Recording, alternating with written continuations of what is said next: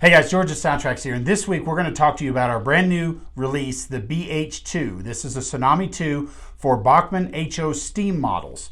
So you can see the decoder here. This is our TSU-BH2.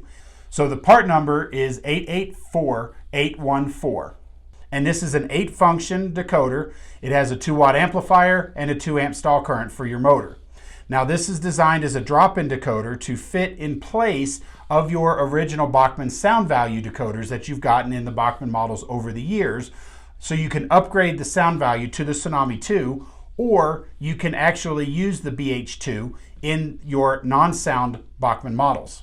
Now this decoder is pre-regulated for LEDs, so there's no resistors necessary. You can attach it directly to the decoder and mount it inside your model. Now in most cases, when you're mounting this in your sound value model, it'll be a wire for wire conversion. You just take the wire off the sound value decoder and attach it to the Tsunami2.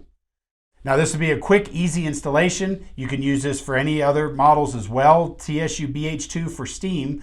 MSRP is $115.95. These are just now starting to ship, so be sure to check out your retailer or visit our website at SoundTraxx.com for more information.